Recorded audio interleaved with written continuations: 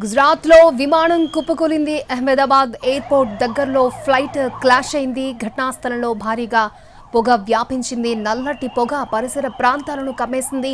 Takeoff అవుతున్న టైంలోనే ప్రమాదం జరిగినట్టు తెలుస్తోంది. ఫ్లైట్లో ప్రయాణికులు సిబ్బంది కలిపి మొత్తం 242 మంది ఉన్నట్లు తెలుస్తోంది. వీరిలో క్రూ మెంబర్స్ 12 మంది ఉన్నారు.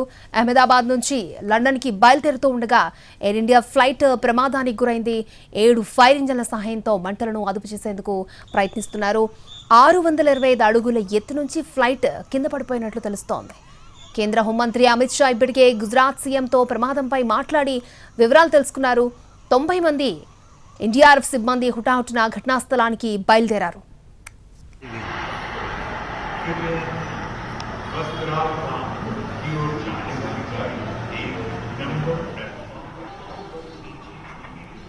రైట్ ఎన్టీవీ స్క్రీన్ మీద ఎక్స్క్లూజివ్ విజువల్స్ కూడా మనం చూడొచ్చు. ప్రమాద తీవ్రత ఏ విధంగా ఉంది, అలాగే ఫ్లైట్ టేకాఫ్ అవుతున్నప్పుడు కూలిపోతున్నటువంటి దృశ్యాలు కూడా మనం చూడొచ్చు. విమానంలో గుజరాత్ మాజీ సీఎం విజయ్ రూపాని కూడా ఉన్నట్లు తెలుస్తోంది. డీసీసీఏ టీంలన్నీ ఘటనా స్థలానికి వెళ్లాయి.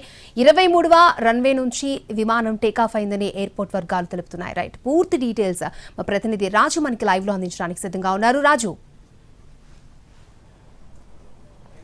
ఎస్ అక్షయ, ప్రస్తుతము అహ్మదాబాద్ ఇంటర్నేషనల్ ఎయిర్పోర్ట్లో సహాయక చర్యలు కొనసాగుతూనే ఉన్నాయని చెప్పుకోవచ్చు. ఎందుకంటే విమానం టేకాఫ్ అవుతూనే వెంటనే అంటే కొద్ది క్షణాల్లోనే కుప్పకూలింది. దాంతో ఏదైతే విమానంలో ఉన్నటువంటి ఇంధనం టచ్ అవడం, ఆ తర్వాత అది ఒక్కసారిగా మంటలు అంటుకున్నటువంటి పరిస్థితి కూడా కనిపిస్తుంది. దానిలో భాగంగానే మంటలు అంటుకోవడం, మరోపక్క ఏ విధంగానైతే దట్టమైనటువంటి పొగ కూడా అలుముకుంది. అయితే లోపల ఉన్నటువంటి మొత్తం 242 మందిని ఏ రకంగానైనా సురక్షితంగా వాళ్ళను రక్షించాలనేటువంటి ఆలోచనతో కనిపిస్తున్నారు. సో అందుకోసమే సహాయక చర్యలను ముమ్మరం చేసినటువంటి పరిస్థితి కనిపిస్తుంది. ఒకవైపు ఫైర్ ఇంజన్లు, మరోవైపు ఇతర రెస్క్యూ టీమ్స్ కూడా స్పాట్కు చేరుకున్నాయి. స్పాట్ నుంచి వాళ్ళందరినీ కూడా వెంటనే వాళ్ళను ఏ విధంగానైతే తరలిస్తున్నటువంటి పరిస్థితి మనకు స్పష్టంగా కనిపిస్తుంది. ఏదైతే సర్దార్ వల్లభాయ్ పటేల్ ఇంటర్నేషనల్ ఎయిర్పోర్ట్ నుంచి బయలుదేరినటువంటి విమానం వెంటనే కుప్పగూలింది. ఇది ఎయిర్ ఇండియాకి సంబంధించినటువంటి విమానం 171 అంటే AI 171 గా మనం పిలుస్తూ ఉంటాము. మొత్తం 242 మంది ప్రయాణికులు ఇందులో ఉన్నారు. రన్వే నుంచి టేకాఫ్ అయిన కొద్దిసేపటికే ప్రమాదానికి గురైంది. మేఘాని నగర్ ఏదైతే గోడాసర్ క్యాంపు ప్రాంతంలో విమానం ఒక్కసారిగా కూలిపోయింది. దాంతో ఆ ప్రదేశం నుంచి దట్టమైన నల్లటి పొగలు, మరోవైపు మంటలు కూడా వ్యాపించినటువంటి పరిస్థితి కనిపించింది. మధ్యాహ్నం 1:39 సమయంలో చెట్టును ఢీకొనడంతో ఈ ప్రమాదం జరగవచ్చు అని కూడా భావించారు. కానీ మనకు కూలుతున్నటువంటి విజువల్స్ ను కూడా చూస్తున్నాము, అటువంటిది ఏమీ లేదు. ఒక్కసారిగా విమానం టేకాఫ్ అవుతూనే వెంటనే డౌన్ అయినటువంటి పరిస్థితి కనిపించింది. ఆ తర్వాత అంటే దాదాపు ఏదైతే ఇప్పటి వరకు అందుతున్నటువంటి సమాచారం మేరకు 825 అడుగుల ఎత్తులో ఉన్నప్పుడు వెంటనే ఈ ప్రమాదం గురై విమానం ఏదైతే డౌన్ అయిందని కూడా చెప్తున్నారు. ప్రమాదానికి గురైనటువంటి ఈ ఏఐకి సంబంధించినటువంటి అంటే ఎయిర్ ఇండియా విమానానికి సంబంధించినటువంటి విమానానికి వైడ్ బాడీ ఉంటుంది. ఎందుకంటే మొత్తం కూడా ఇది ఇంటర్నేషనల్ జర్నీస్ ఉంటాయి కాబట్టి అందుకోసం ప్రత్యేకంగా ఉన్నటువంటి ఎయిర్ ఇండియా విమానం 787.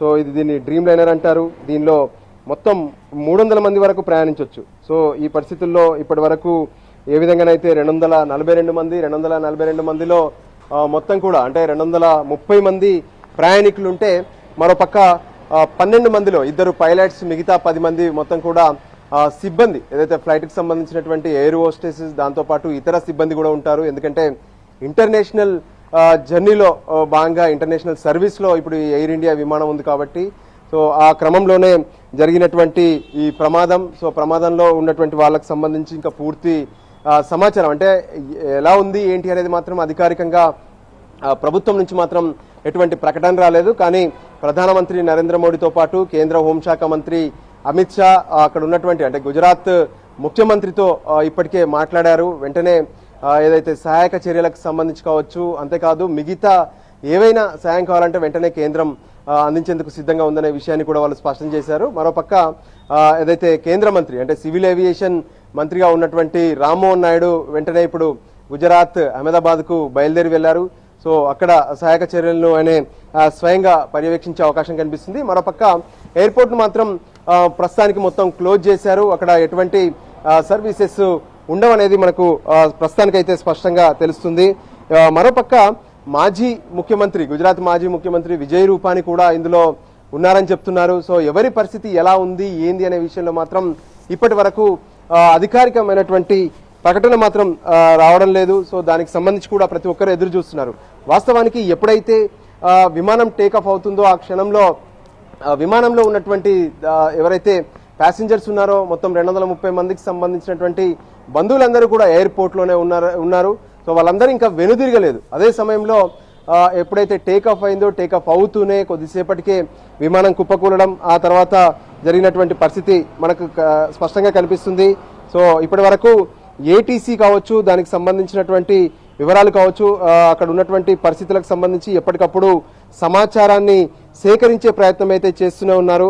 సో ఇది ఏ విధంగానైతే అంటే ఈ క్రాష్ జరిగినటువంటి ఎందుకు జరిగింది అంటే హెవీ ఫ్యూయల్ ఉన్నంత మాత్రాన డౌన్ ఏం కాదు. సో ఎంత ఉంటుంది ఏంటి, ఎంత ఫిల్ చేయాలనేది మాత్రమే కొంత మెజర్స్ ఉంటాయి. దానికి అనుగుణంగా మాత్రమే ఫ్యూయల్ను ఫిల్ చేయాల్సి ఉంటుంది. మరి ఎందుకు ఇలా జరిగి ఉంటుంది అనే దాని మీద ఇప్పటికే డీజీసీఏ ఎంక్వైరీకి కూడా ఆదేశించింది. మరోపక్క ఎయిర్పోర్ట్లో ఉన్నటువంటి అందరి సమాచారాన్ని కూడా తెలుసుకునే ప్రయత్నం చేస్తున్నారు. మరోవైపు అంటే మొత్తం 242 మందిలో ఏ విధంగానైతే గుజరాత్ ఎక్స్ సీఎం ఏదైతే విజయ్ రూపానీ కూడా ఉన్నట్లు ఇప్పటికే స్పష్టంగా అర్థమవుతుంది. సో దానికి అనుగుణంగానే దీనికి సంబంధించి ఏదైతే మొత్తం కూడా ఇప్పటి వరకు కొంత టెన్షన్ పడుతున్నటువంటి పరిస్థితి ఉంది. ప్యాసింజర్లకు సంబంధించినటువంటి మొత్తం వివరాలు పూర్తిగా తెలిస్తే కానీ అక్కడ ఏం జరుగుతుంది ఏంటి అనే విషయం తెలిసే అవకాశం కనిపిస్తుంది. సో మొత్తానికైతే 1:35 నిమిషాలకు టేకఫ్ అవుతున్నటువంటి క్రమంలో ఇది మొత్తం కూడా ప్రమాదం జరిగింది. రన్వే 23 నుంచి టేకఫ్ అవుతున్నటువంటి విమానం ఎయిర్ ఇండియాకి సంబంధించినటువంటి ఈ 787. సో ఆ క్రమంలోనే ఈ ప్రమాదం చోటు చేసుకుంది. ప్రస్తుతం అయితే సహాయక చర్యలు కొనసాగుతూనే ఉన్నాయి. అక్షయ, రాజు, అంటే 300 మంది వరకు కూడా విమానంలో ప్రయాణించవచ్చు. అతిపెద్ద విమానం, చాలా లాంగ్ జర్నీ. సో చాలా ప్రికాషన్స్ తీసుకుని ఉంటారు కదా. సో లోపం ఎక్కడ ఉండొచ్చు అసలు ఈ ప్రమాదానికి? అంటే కారణం ఇది అని